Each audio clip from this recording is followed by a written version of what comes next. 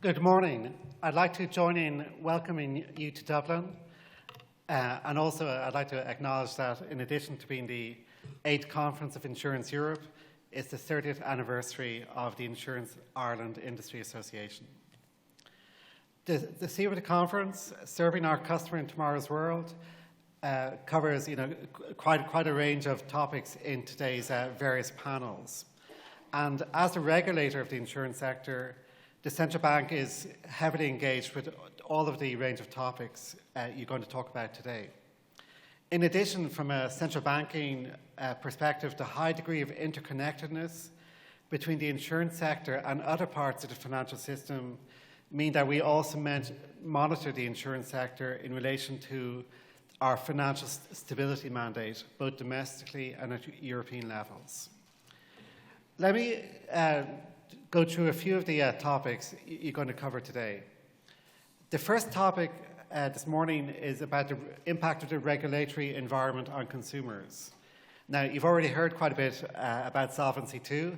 Let me add a few other dimensions of Solvency II without trying to be encyclopedic. One element is that it is a maximum harmonization regime and so should increase regulatory convergence across Europe. In view of the high degree of cross-border trade in insurance products, the Central Bank of Ireland strongly supports convergence. And we believe convergence in supervisory standards will contribute to building a more resilient financial system here and across Europe. This is a special resonance here in Ireland, given that most of the policyholders of Irish resident insurance firms are overseas, and in the other direction, many Irish policyholders are covered by foreign EU firms. So these cross-border issues are fundamental to how we look at the insurance sector here in Ireland. So our view is, regardless of location, all customers should benefit from the same high standards of supervision and should all rest assured that their underwriters are unlikely to fail. So we appreciate and very much aware that much work remains to be done to attain the goal of consistent supervisory standards across Europe. A related issue is the coordination of national protection schemes for policyholders, which remains quite unsatisfactory. The current situation is, should an insurance firm fail, citizens are covered in full, in part, or not at all, depending on where they are and where their insurers are regulated. Solvency II has also left untouched the processes, conditions and standards for authorisations. I can only encourage IOPA to press on this issue and make sure that firms that would not be authorised in one country do not find a home in another. I think that's a very important principle. So let me turn next to two of the panels which today will focus on the customer in tomorrow's world.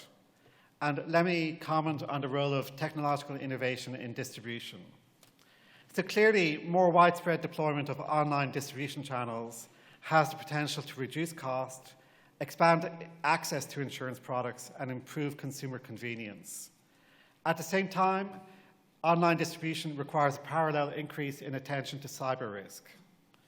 Our assessment at Central Bank is that cyber risks pose not only finance and reputational risks for individual insurance firms, but there are wider consequences for prudential supervision, consumer protection, and financial stability.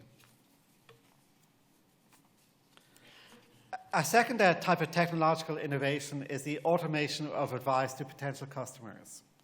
This is a promising development, which I think from a consumer perspective has many pros but also cons. The potential benefits include lower costs, increased convenience, and greater consistency in advice. The downside is the risks that the lack of a human advisor may result in an unsuitable final recommendation. So to represent a net gain for consumers, the design of automated advice systems must ensure that consumers are provided with clear, accurate, and relevant information and are recommended suitable products appropriate to their needs. These properties of suitability and transparency are among the most important principles underpinning the Central Bank's consumer protection framework, and it must be increasingly incorporated into how the insurance sector adapts new technologies. One of the panel sessions will focus on global and European financial stability. In the international regulatory community and international central banking community, there's increasing interest in the interrelations between the insurance sector and the stability of the broader financial system. In one direction, excessive risk-taking by insurance firms can be a source of financial instability, both directly and indirectly through the interconnections between the insurance sector, other financial intermediaries, and financial markets. However, in the other direction, it's important to recognise that the insurance sector can make a positive contribution to financial stability, given the potential complementarities between the balance sheet structures of insurance firms and the balance sheet structures of other sectors, which I think indirectly relates to some of the points the President made earlier on. Much of the current risk discussion, of course, relates to the low interest rate environment, which I'm sure you are very tired of hearing about, given it must dominate so many of your discussions at various conferences. Let me make a couple of very basic points on this. One is the response to a lower yield environment is not to chase returns by investing in ever riskier assets, where I appreciate the definition of risk needs to be customized for the nature of insurance firms. Rather, the focus has to be on recasting business models and ensuring that the core underwriting activity delivers a sufficient return. Now, there is much in the Solvency II framework that can help firms manage these risks.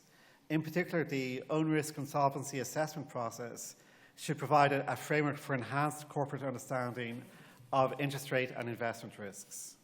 For regulators, understanding how the insurance sector is responding and is likely to be affected by a prolonged period of low interest rates is also a priority. And indeed, the risks posed by a low interest rate environment are at the core of this year's IOPA stress test of the insurance sector. Finally, let me note that there is also a panel session on the global economic shift towards emerging economies. Judging by the disparity in insurance penetration rates, there are clearly significant medium-term growth opportunities in emerging economies. To the extent that the global growth in the insurance sector is partly served by an expansion in the international activities of European insurance firms, the scope for scale economies and diversification needs to be balanced by appropriate management of some key risk factors. These include the limits of managerial control over wide geographic spans, the complexities of local tax, social security and legal systems, and the correlations between underwriting returns in a given region and other exposures, such as the performance of various asset classes and the sources of equity and debt funding for the insurance sector. So another way of saying this is the insurance sector can learn much from the storied history of international banking in negotiating the opportunities and pitfalls associated with financial globalization. So let me leave it at that, and let me again wish you a very productive and interesting day discussing these various topics. Thank you very much.